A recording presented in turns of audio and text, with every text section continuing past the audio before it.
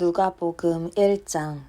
자신들의 삶으로 이 말씀을 섬겼던 최초의 목격자들이 전해준 보고를 바탕으로 우리 가운데 일어난 성경과 역사의 놀라운 추수 이야기를 정리하려고 손을 댄 사람들이 아주 많았습니다.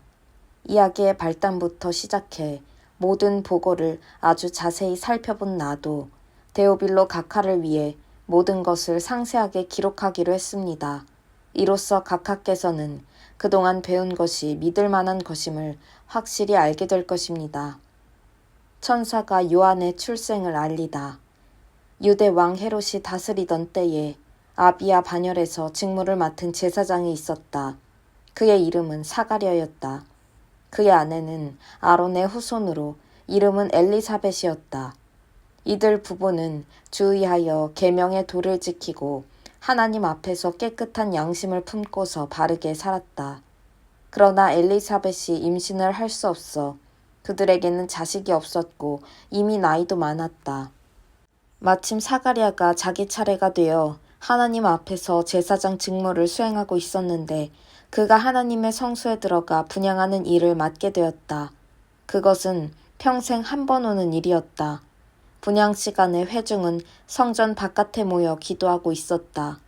그때 하나님의 천사가 예고도 없이 성소의 분향단 오른쪽에 나타났다. 사가랴는 두려워서 그 자리에서 얼어붙었다. 천사가 그를 안심시켰다. 사가랴야, 두려워 마라. 하나님께서 너의 기도를 들으셨다. 너의 아내 엘리사벳이 아들을 낳을 것이다.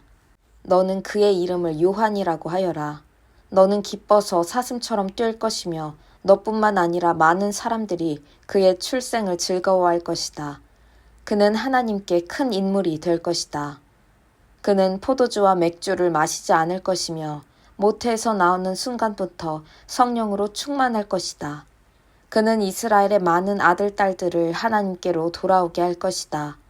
그는 엘리야의 방식과 능력으로 하나님의 오심을 알리고 자녀를 향한 부모의 마음을 녹이며 완고한 회의론자들의 마음에 뜨거운 깨달음의 불이 타오르게 할 것이다.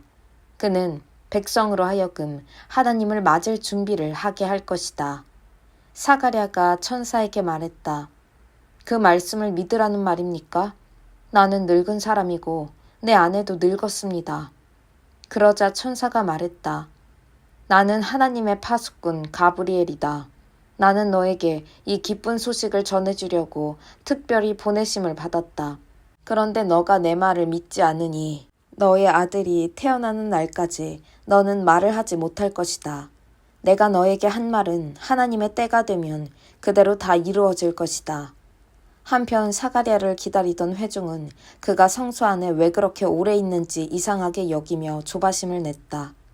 사가랴가 밖으로 나와 말을 하지 못하자 그들은 그가 환상을 본 줄 알았다. 사가랴는 계속해서 말을 하지 못한 채 손짓으로 사람들에게 뜻을 전해야 했다.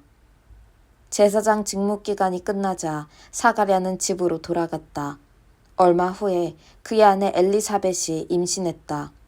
그녀는 아이를 갖게 된 것을 기뻐하며 5달 동안을 홀로 떨어져 지냈다. 그녀는 하나님께서 나의 딱한 처지를 이렇게 보상해 주시는구나 하고 말했다. 처녀가 임신하여 아들을 낳을 것이다.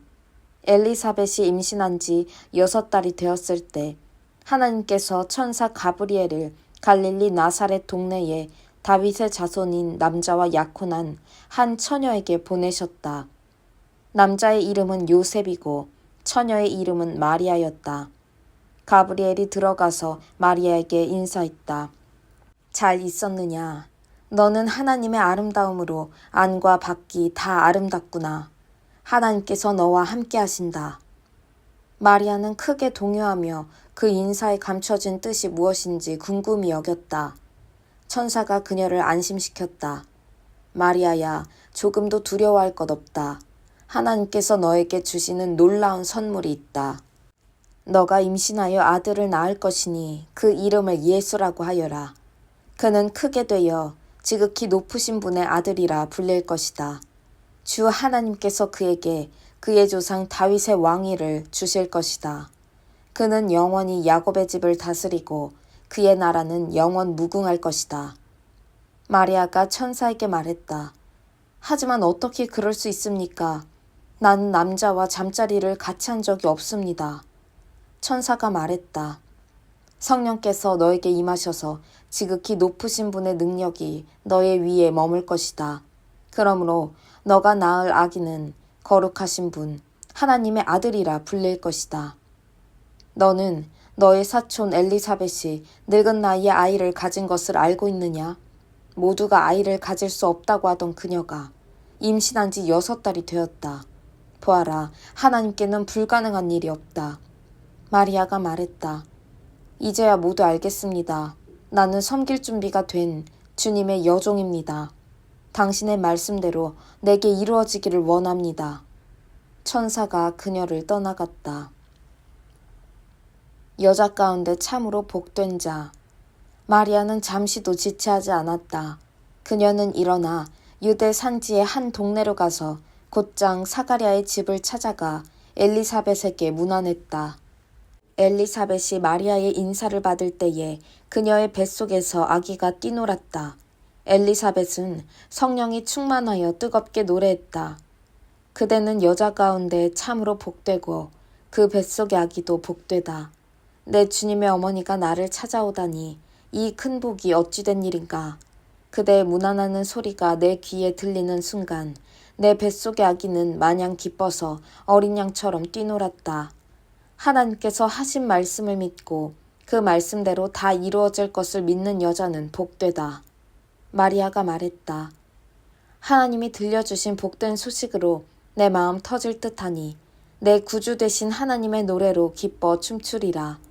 하나님이 나를 주목하심으로 무슨 일이 일어났는지 보라.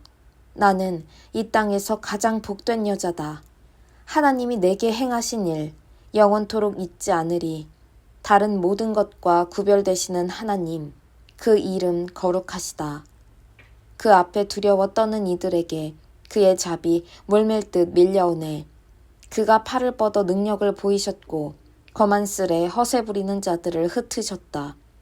오만한 폭군들을 내리치시고 고통당한 이들을 진창에서 건져내셨다.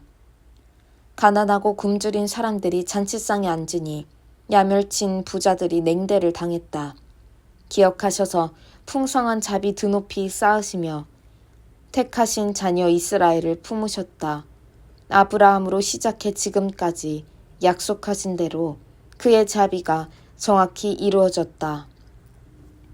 마리아는 3달 동안 엘리사벳과 함께 있다가 자기 집으로 돌아갔다. 요한의 출생. 출산일이 되어 엘리사벳이 아들을 낳았다. 이웃과 친척들은 하나님께서 그녀에게 베푸신 큰 자비를 보고 함께 즐거워했다. 8회째 되는 날, 그들이 아기에게 할례를 행하러 와서 그 아버지의 이름을 따서 아기의 이름을 사가랴로 지으려고 했다. 그러나 엘리사벳이 끼어들었다. 아닙니다. 이 아이의 이름은 요한이라고 해야 합니다. 그들이 말했다. 하지만 당신네 집안에는 그런 이름을 가진 사람이 아무도 없지 않습니까? 그들은 사가랴에게 손짓하여 아이에게 어떤 이름을 지어주려고 하는지 물었다. 사가랴가 서판을 달라고 하더니 이렇게 썼다. 아이의 이름은 요한이라고 해야 합니다. 사람들이 모두 깜짝 놀랐다. 놀랄 일은 그것만이 아니었다. 어느새 사가랴의 입이 열리고 혀가 풀어지더니 말을 하면서 하나님을 찬양하는 것이었다. 깊은 경외심이 이웃을 덮었고 유대 온 산지 사람들이 온통 그 이야기뿐이었다. 이야기를 들은 사람들은 모두 그 일을 마음에 새기며 놀라워했다. 이 아이가 장차 어떤 사람이 될까? 하나님께서 이 일에 함께 하신 것이 분명하다. 사가랴가 성령이 충만하여 이렇게 예언했다. 이스라엘의 주 하나님을 찬양하여라.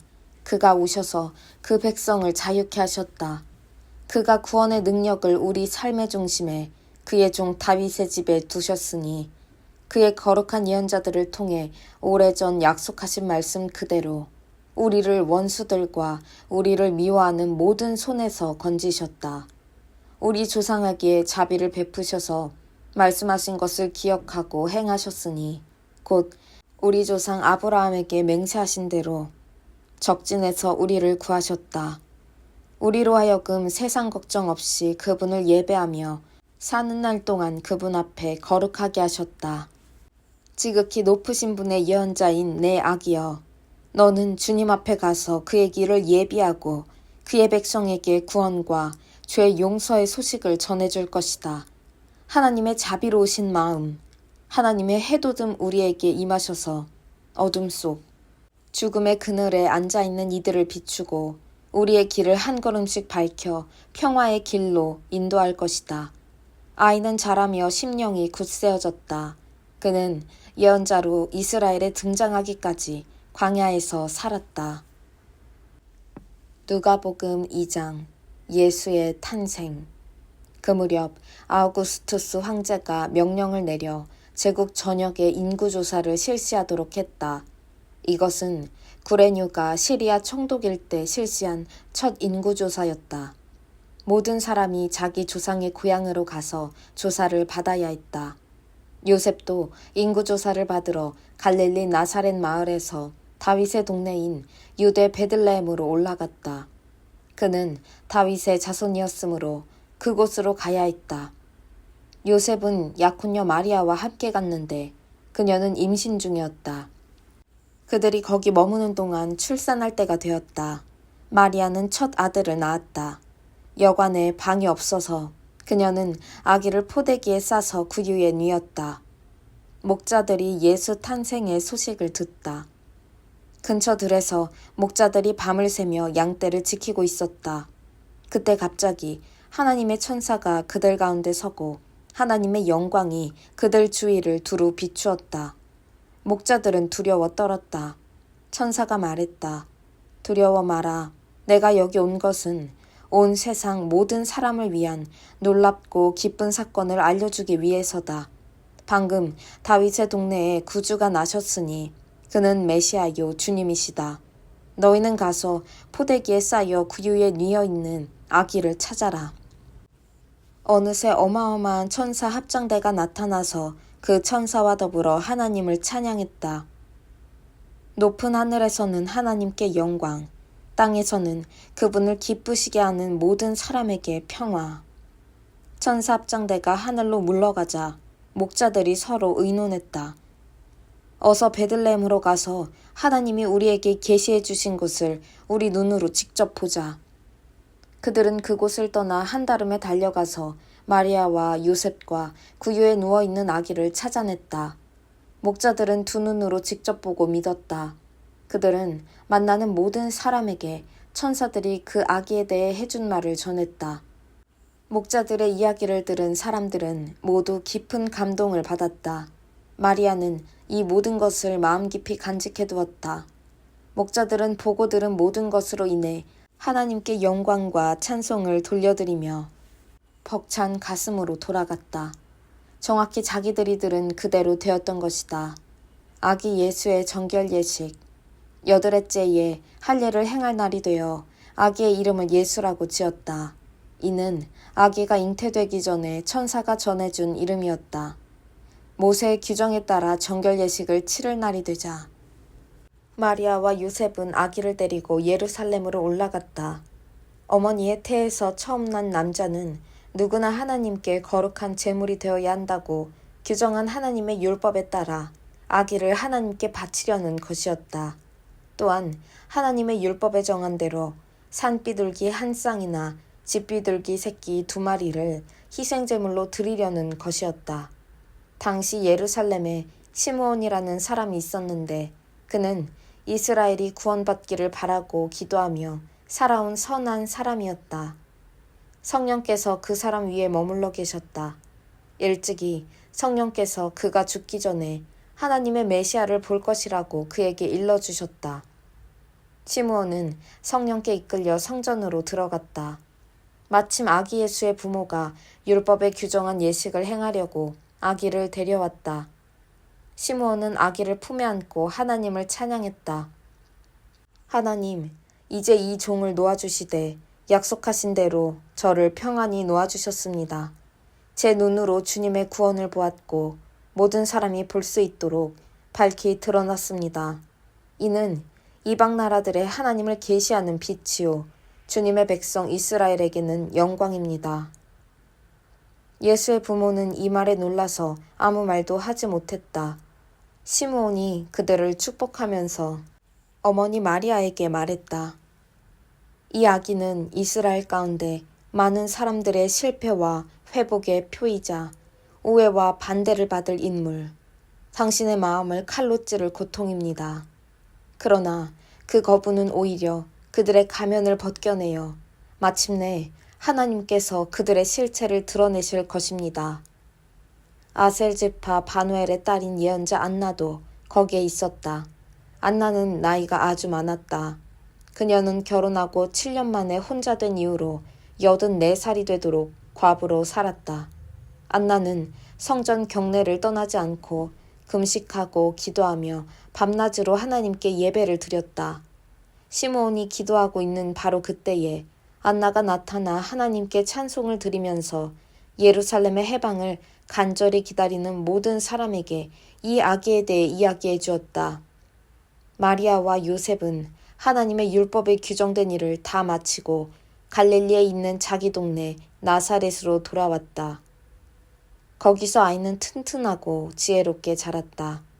하나님의 은혜가 그 아이 위에 머물러 있었다. 성전에서 아이 예수를 찾다. 해마다 6월달이 되면 예수의 부모는 예루살렘으로 순례길을 떠났다. 예수가 12살 되던 해에 그들은 늘 하던 대로 6월절을 지키러 올라갔다. 절기가 끝나 집으로 돌아갈 때에 아이 예수는 예루살렘에 남아 있었지만 부모는 그 사실을 몰랐다.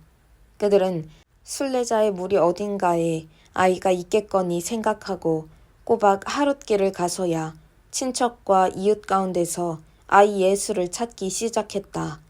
하지만 아이가 보이지 않자 그들은 아이를 찾으려고 예루살렘으로 되돌아갔다. 이튿날 예수의 부모는 성전에서 아이를 찾았다. 아이는 선생들 틈에 앉아서 그들이 하는 말을 듣기도 하고 질문하기도 했다. 선생들은 아이의 예리한 답변에 감탄하며 다들 아이에게 사로잡혀 있었다. 그러나 부모는 감탄하지 않았다. 그들은 화가 나서 마음이 상해 있었다. 어머니가 말했다. 얘야, 왜 이렇게 했느냐? 너희 아버지와 내가 너를 찾느라 정신이 없었다. 아이가 말했다. 왜 저를 찾으셨습니까? 제가 여기 있으면서 제 아버지의 일을 해야 할 줄을 모르셨습니까? 그러나 부모는 아이가 무슨 말을 하는지 깨닫지 못했다. 아이는 부모와 함께 나사렛으로 돌아와 부모에게 순종하며 살았다. 아이의 어머니는 이 일을 마음 깊이 간직해 두었다. 예수는 하나님과 사람들의 축복을 받으며 몸과 마음이 자라며 장성해 갔다. 누가복음 3장 삶을 고치는 세례. 디베리오 황제가 다스린 지 15년째 되는 해, 곧 본디오 빌라도가 유대 총독으로 있고 헤롯이 갈릴리를 다스리고 그 동생 빌립이 이두레와 드라고닛을 다스리고 루사니아가 아빌레네를 다스리고 아나스와 가야바가 대제사장으로 있을 때에 사가랴의 아들 요한이 광야에 있다가 하나님의 메시지를 받았다. 그는 요단강 주변 지역을 두루 다니며 삶을 고쳐 죄 용서를 받는 세례를 선포했다. 그것은 예언자 이사야의 글에 기록된 대로였다. 광야에서 외치는 소리여 하나님 오심을 준비하여라. 길을 평탄하고 곧게 하여라. 패인 곳이 메워지고 솟은 곳이 평평해지며 우회로는 곧은 길이 되고 흙길은 포장될 것이다. 모든 사람이 거기서 하나님의 구원 행렬을 볼 것이다. 세례가 인기 있는 일이 되다 보니 사람들이 무리지어 세례를 받으러 나왔다. 요한은 그들에게 버럭 소리를 질렀다. 뱀의 자식들아, 이 강가에 슬그머니 내려와서 무엇을 하는 거냐? 너희의 뱀가죽에 물을 좀 묻힌다고 하나님의 심판을 비켜나갈 것 같으냐? 바꿔야 할 것은 너희 겉가죽이 아니라 너희 삶이다. 아브라함을 조상으로 내세우면 다 통할 것이라고 생각하지 마라. 아브라함의 자손인 것과는 아무 상관도 없는 일이다. 흔해 빠진 것이 아브라함의 자손이다. 하나님께서 원하시면 돌들로도 아브라함의 자손을 만드실 수 있다. 중요한 것은 너희 삶이다. 너희 삶은 푸르게 꽃 피고 있느냐? 말라 죽은 가지라면 땔감이 되고 말 것이다. 무리가 요한에게 물었다. 그러면 우리가 어떻게 해야 합니까? 요한이 말했다. 옷이 2벌 있거든. 한 벌은 나누어 주어라. 음식도 똑같이 그렇게 하여라. 세금 징수원들도 세례를 받으러 와서 말했다. 선생님, 우리는 어떻게 해야 합니까? 요한이 그들에게 말했다. 더 이상 착취하지 마라. 법에 정한 만큼만 세금을 거둬라. 군인들도 그에게 물었다. 우리는 어떻게 해야 합니까? 요한이 그들에게 말했다. 억지로 빼앗거나 협박하지 마라. 너희가 받는 봉급으로 만족하여라. 어느새 사람들의 관심이 고조되고 있었다. 그들은 모두 이 요한이 혹시 메시아가 아닐까? 하고 궁금해하기 시작했다. 그러나 요한이 끼어들었다. 나는 이 강에서 세례를 주고 있다. 이 드라마의 주인공은 너희 안에 천국의 삶과 불과 성령을 발화시켜 너희를 완전히 바꾸어 놓으실 것이다. 그분께 비하면 나는 잔심부름꾼에 지나지 않는다. 그분은 집을 깨끗이 하실 것이다. 너희 삶을 대대적으로 정리하실 것이다. 그분은 참된 것은 모두 하나님 앞 제자리에 두시고 거짓된 것은 모두 끄집어내어 쓰레기와 함께 태워버릴 것이다. 그 밖에도 많은 말을 들려주었는데 사람들에게 힘이 되는 말, 용기를 북돋아주는 말이었다. 메시지였다. 그러나 자기 동생 빌립의 아내 헤로디아의 일로 요한에게 책망을 받고 마음에 찔렸던 통치자 헤롯은 자신의 수많은 악한 행동에 한 가지 악행을 더했다. 요한을 감옥에 가둔 것이다. 사람들이 모두 세례를 받은 뒤에 예수께서 세례를 받으셨다. 예수께서 기도하실 때에 하늘이 열리고 성령이 비둘기같이 그분 위에 내려오셨다. 성령과 더불어 한 음성이 들려왔다. 너는 내가 사랑으로 선택하고 구별한 내 아들, 내 삶의 전부다.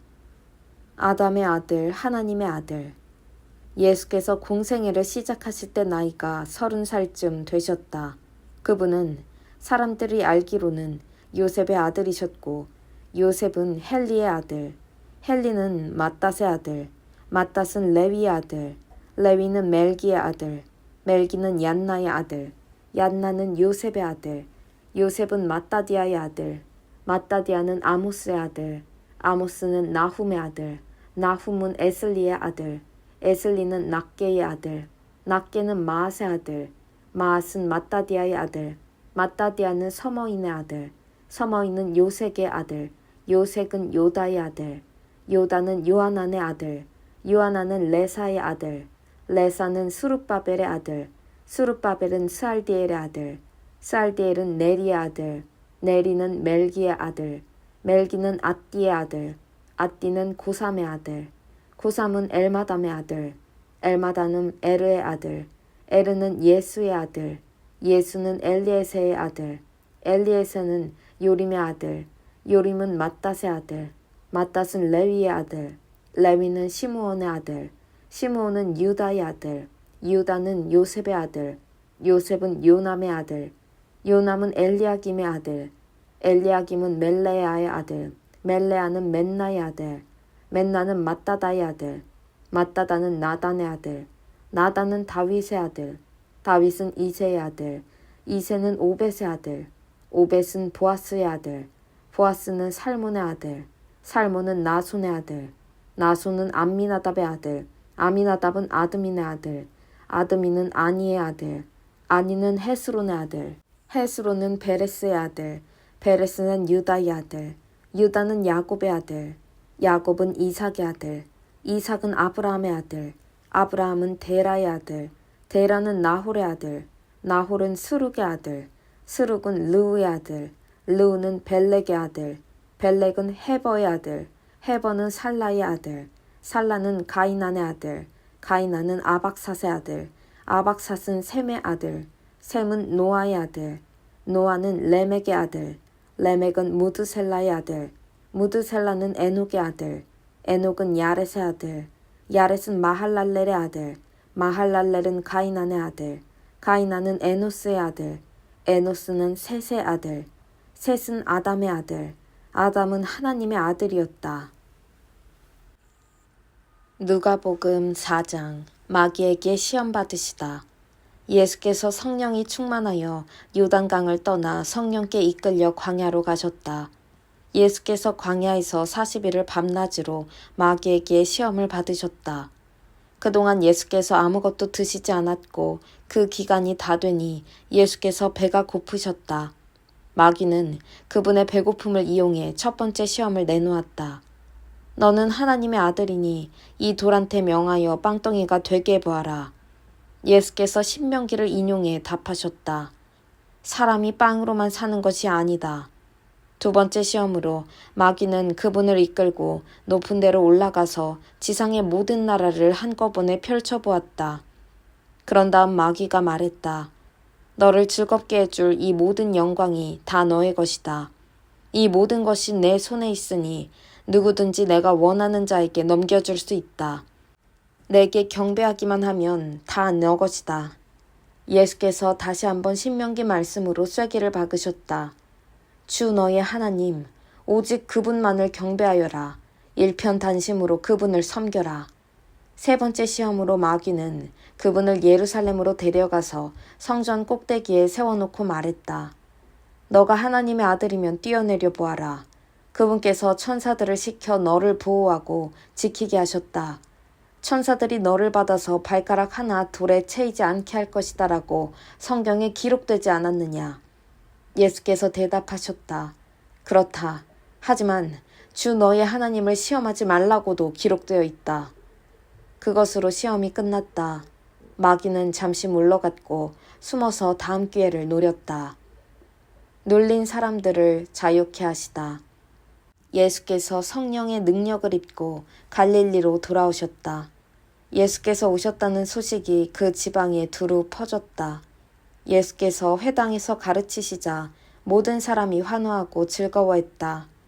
예수께서 자기가 자란 동네인 나사렛에 가셨다. 안식일에 그분은 늘 하시던 대로 회당으로 가셨다.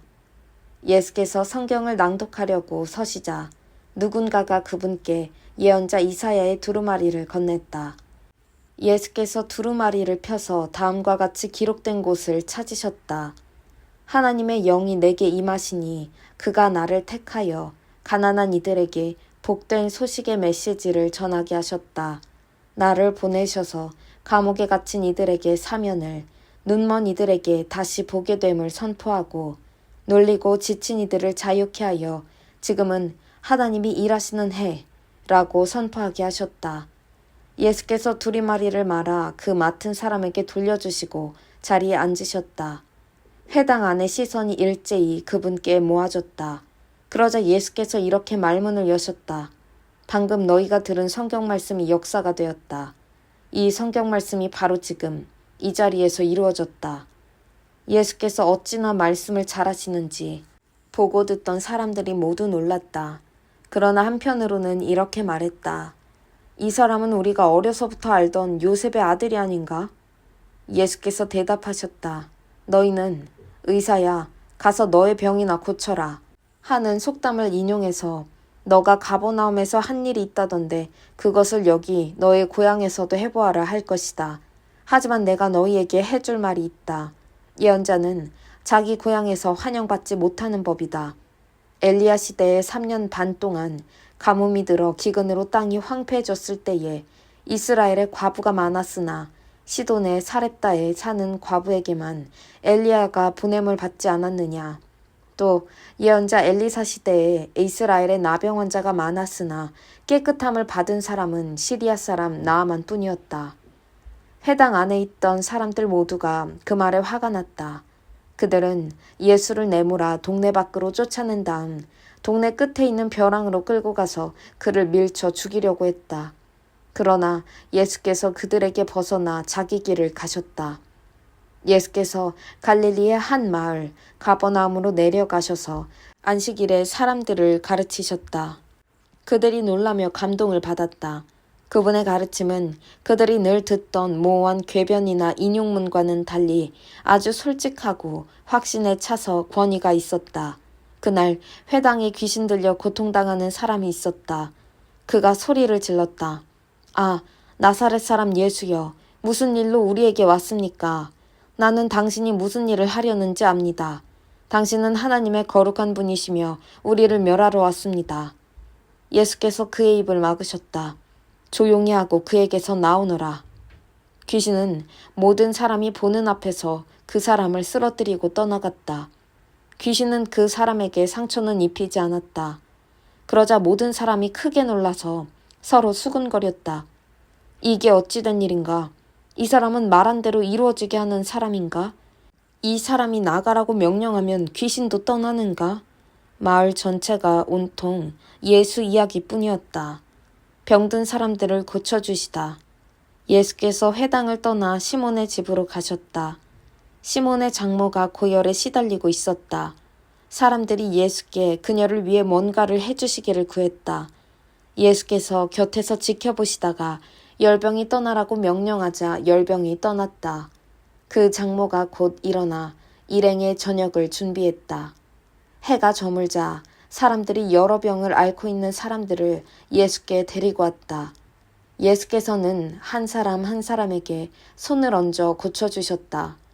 귀신들이 떼를 지어 떠나가며 소리를 질렀다.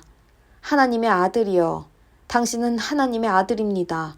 귀신들이 그분이 메시아임을 훤히 알고 있었으므로 예수께서는 그들의 입을 막아 한마디도 하지 못하게 하셨다. 이튿날 예수께서 한적한 곳으로 가셨다. 그러나 무리가 찾아 나섰고 그분을 만나자 떠나가지 못하게 그분께 매달렸다. 예수께서 그들에게 말씀하셨다. 내가 다른 마을에서도 하나님 나라의 메시지를 전해야 한다. 바로 그 일을 하라고 하나님께서 나를 보내셨다. 너희는 그것을 알지 못하느냐? 예수께서는 갈릴리 여러 회당에서 계속해서 말씀을 전하셨다.